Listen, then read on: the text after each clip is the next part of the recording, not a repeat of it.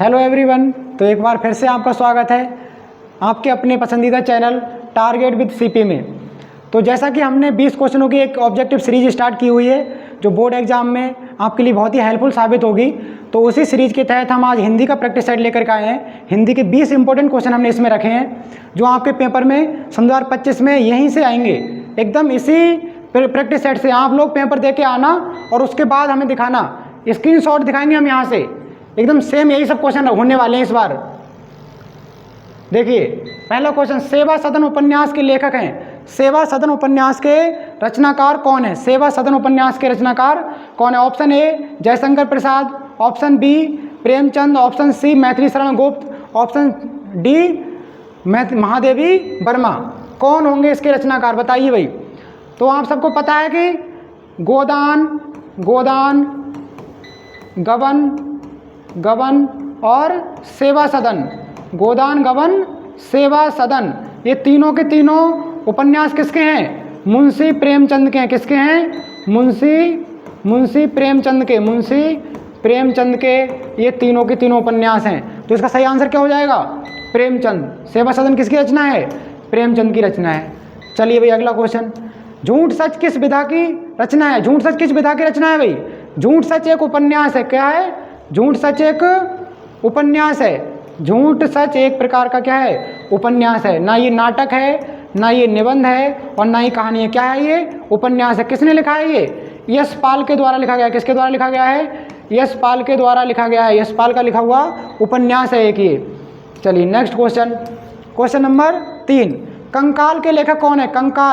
कंकाल के लेखक बहुत ही प्रसिद्ध रचनाकार हैं, इसके बताइए कौन है? मुंशी प्रेमचंद हैं, जयशंकर प्रसाद हैं, निराला हैं या रामचंद्र शुक्ल हैं? बताइए कौन है इसके रचनाकार, बताइए भाई जल्दी से।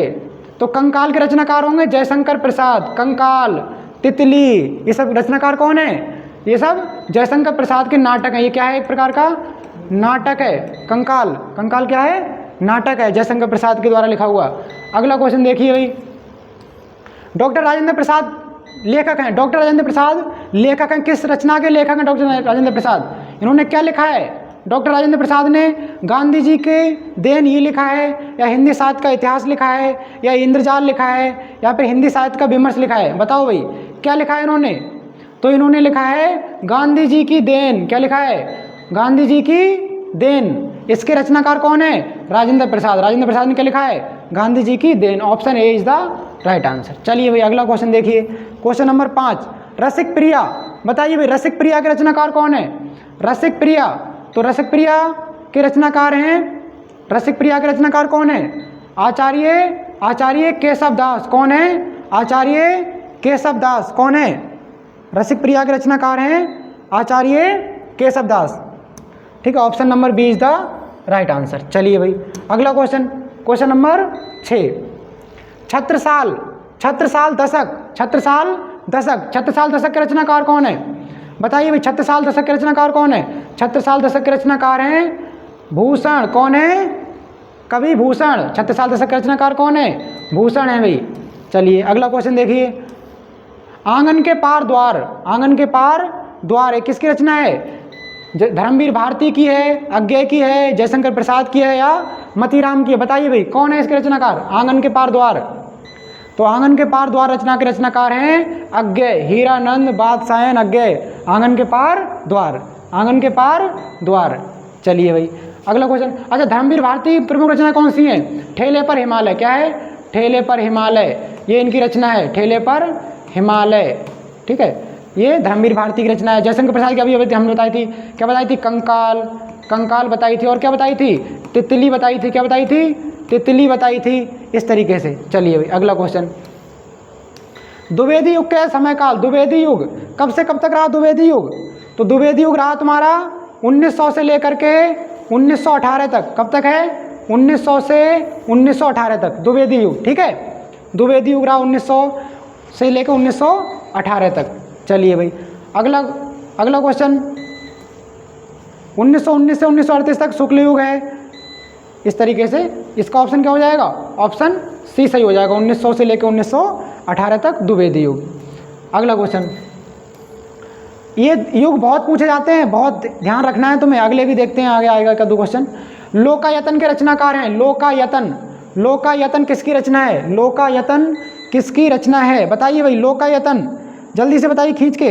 लोकायतन किसकी रचना है? पहला ऑप्शन है सूर्यकांत त्रिपाठी निराला, जयशंकर प्रसाद, या सुमित्रा नंदन पंत, या फिर नागार्जुन। किसकी रचना है? तो ये रचना है पंत की। किसकी रचना है? Sumitra Nandan Pant is the right answer. कौन सा हो जाएगा? सुमित्रा नंदन पंत। तो लोकायतन किसकी रचना है? सुमित्रा नंदन पंत की रचना है। क्लास में याद करके जाना है, आज तुरंत ही साथ साथ याद करना है। लोकायतन किसकी रचना है? सुमित्रा नंदन पंत की रचना है। चलिए भाई अगला क्वेश्चन, क्वेश्चन नंबर 10। हंसी हंसी भांजे देखी दूल्हा दिगंबर को पहुँचे जे आवे, हिमाचल के में निम्नलिखित में कौन सा रस है? इसमें क्या पूछा है? रस पूछा गया है भाई, रस। कौन सा क्या पूछा गया है? रस। देखो यहाँ से समझ में आ रहा है हंसी हंसी क्या है? हंसी हंसी। तो हंसी हंसी से कौन सा रस होगा? इसमें हास्य रस होगा। सिंपल सी बात है, क्या होगा? हंसी हंसी भांजे, दूल्हा देख के आ रही हैं औरतें, और क्या बोल हंस रही हैं, ठीक है, हंसी भांज रही हैं, तो क्या हो जाएगा? हास्य रस हो जाएगा। अर्थ अगर पूरा समझ में नहीं भी आ रहा है तो यहाँ से आप निकाल सकते हो हंसी हंसी। जब हंसी हंसी की बात आ जाएगी तो कौन सा रस होगा? हास्य रस होगा। अगला क्वेश्चन देखो, वेद पुराण क्या है? वेद पुराण में कौन सा समास है? यहाँ पर एक थोड़ा हाइफन लगाया जाता है बीच में। क्या लगाया जाता है? हाइफन।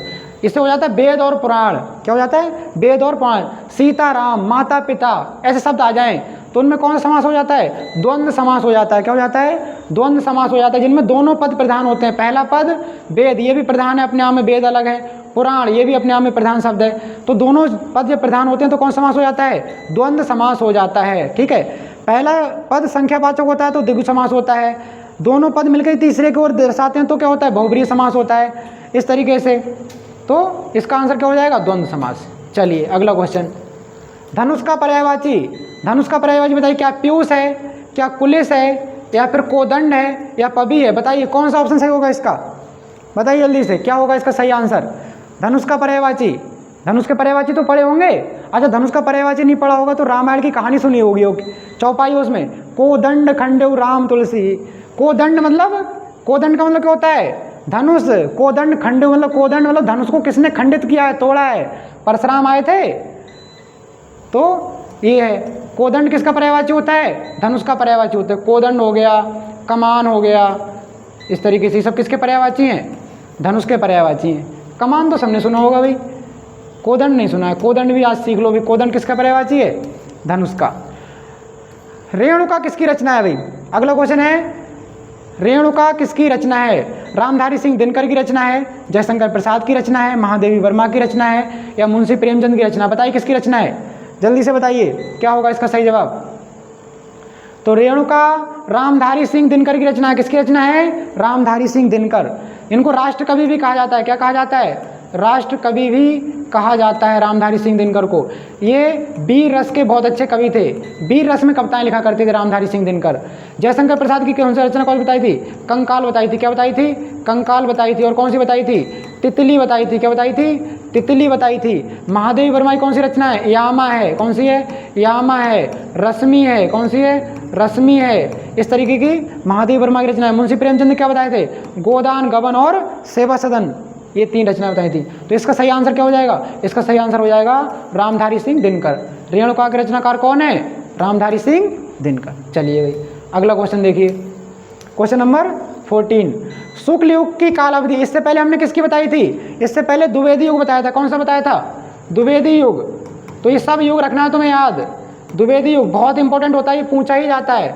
द्विवेदी युग, द्विवेदी युग क्या बताया था हमने? 1918 से लेकर 1900 से लेकर के 1918 तक। कब तक है?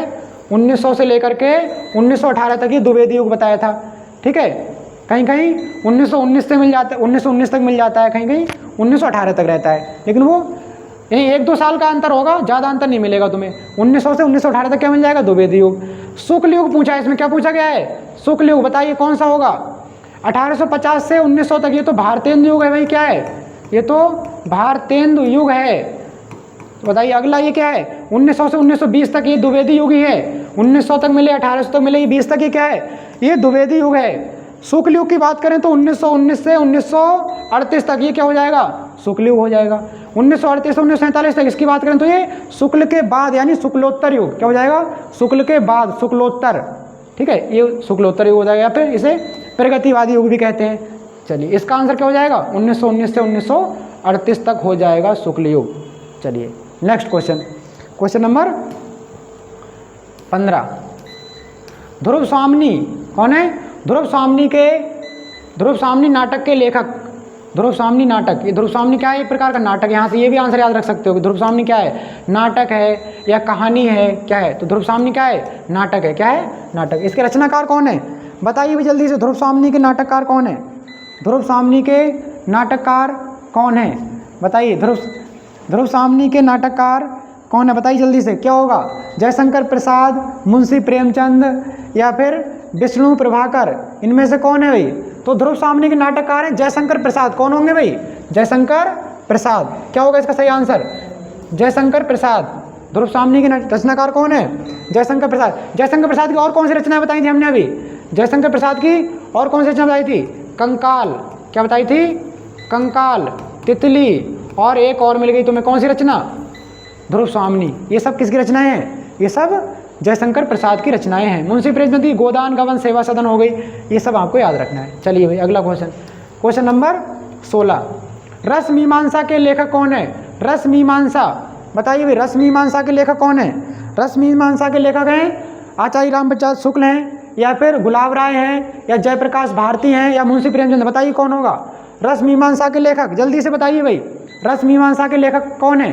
तो रस मीमांसा के लेखक हो जाएंगे आचार्य रामचंद्र शुक्ल। कौन हो जाएंगे? आचार्य रामचंद्र शुक्ल हो जाएंगे इसके रचनाकार। ठीक है, चलिए अगला क्वेश्चन। शुक्ल युग के नाटककार निम्नलिखित में से कौन नहीं है? जयशंकर प्रसाद क्या शुक्ल युग से संबंधित नहीं है, या रामकुमार वर्मा नहीं है, या हरिकृष्ण प्रेमी नहीं है, या भारतेंद्र हरिश्चंद्र नहीं है? कौन शुक्ल युग से संबंधित नहीं है ये पूछा है, यहाँ पे ध्यान रखना है, शुक्ल युग से संबंधित नहीं है। तो भाई सिंपल से बात है कि भारतेंद्र हरिश्चंद्र का तो एक अपना युग था। भारतेंद्र युग कब से कब तक? 1850 से 1900 तक, 1850 से लेकर के 1900 तक, इनका तो अपना एक युग था। तो भारतेंद्र हरिश्चंद्र जो है वो शुक्ल युग से संबंधित नहीं है। भारतेंद्र हरिश्चंद्र किससे युग से संबंधित है? वो अपने युग से संबंधित है, भारतेंद्र युग से। तो शुक्ल युग में ये सब हैं, तीनों हैं, लेकिन भारतेंद्र हरिश्चंद्र शुक्ल युग से संबंधित नहीं है। तो इसमें नहीं पूछा था, तो कौन सा आंसर हो जाएगा? भारतेंद्र हरिश्चंद्र हो जाएगा। ठीक है, चलिए अगला क्वेश्चन। हंस पत्रिका के संपादक कौन थे? हंस पत्रिका बताइए भाई, हंस पत्रिका के संपादक कौन है? हंस पत्रिका किसकी पत्रिका है? मुंशी प्रेमचंद की है, या जयशंकर प्रसाद की है, या निराला की है, या महादेव वर्मा की? बताइए किसकी पत्रिका है? हंस किसकी पत्रिका है बताइए भाई, जल्दी से बताइए, हंस पत्रिका किसकी है? तो हंस पत्रिका है मुंशी प्रेमचंद की। किसकी है? मुंशी प्रेमचंद की पत्रिका है। हंस पत्रिका किसकी है? मुंशी प्रेमचंद की। चलिए कुछ और पत्रिकाएं अगर आप चाहो तो लिख सकते हो, जैसे निराला जी की कौन सी पत्रिका है? निराला की पत्रिका, जयशंकर प्रसाद की पत्रिका और महादेव वर्मा की। इन लोगों की पत्रिकाएं बताइए कौन कौन सी हैं? महादेवी वर्मा, निराला और जयशंकर प्रसाद, इनकी सबकी पत्रिकाएं बताइए क्या होंगी? तो जयशंकर प्रसाद की पत्रिका का नाम है इंदु। कौन सी है? इंदु पत्रिका है। जयशंकर प्रसाद की कौन सी पत्रिका है? इंदु पत्रिका है। ठीक है, महादेवी वर्मा की कौन सी पत्रिका है? महादेवी वर्मा की पत्रिका का नाम है, महादेवी वर्मा की पत्रिका है इंदु। तो जयशंकर प्रसाद की हो गई। महादेवी वर्मा की पत्रिका चांद। कौन सी है? चांद पत्रिका है। कौन सी है? चांद। ठीक है, और निराला जी की पत्रिका का नाम क्या है? मिताला। क्या है? मिताला पत्रिका। कौन सी है? मिताला। ठीक है, इस तरीके से इनकी पत्रिकाएं हैं। चलिए अगला क्वेश्चन देखिए, क्वेश्चन नंबर 9। उपकार को मानने वाले को क्या कहते हैं? उपकार मानने वाले को क्या कहा जाता है? जो उपकार मानता है, अगर तुमने उसके साथ उपकार किया, उपकार मतलब एहसान किया है किसी के साथ, तो अगर वो व्यक्ति उपकार मान रहा है, क्या कर रहा है? उपकार को मान रहा है, तो उसे क्या कहते हैं भाई? उपकार मानने वाले को कृतज्ञ कहते हैं, अवैध कहते हैं, अनन्य कहते हैं, या कृतज्ञ कहते हैं? क्या कहते हैं भाई? तो उपकार मानने वाले व्यक्ति को क्या कहा जाता है? कृतज्ञ कहा जाता है। क्या कहा जाता है? कृतज्ञ कहा जाता है। और उपकार न मानने वाले को, जो उपकार नहीं मानता है उसे क्या कहते हैं भाई, ये बताओ? उपकार न मानने वाले को क्या कहते हैं? तो उपकार न मानने वाले को कहा जाता है कृतज्ञ। क्या कहा जाता है? कृतज्ञ कहा जाता है। ठीक है, चलिए नेक्स्ट क्वेश्चन और लास्ट क्वेश्चन। चलिए इस क्वेश्चन का आंसर तुम्हें कमेंट बॉक्स में देना है, ये आपके लिए होमवर्क में ये क्वेश्चन, इसका आंसर बताएंगे सब लोग, इसका आंसर कमेंट बॉक्स में बताएंगे। SW है आपके लिए। कश्मीरी सेब कहानी के कहानीकार कौन है? जयशंकर प्रसाद हैं, यशपाल हैं, यादवेंद्र चंद्र शर्मा हैं या प्रेमचंद हैं? ये आपके लिए किस में है? होमवर्क में है। ये कमेंट बॉक्स में बताना है। आज के लिए इतना ही, मिलते हैं अगले एपिसोड में। Thanks for watching.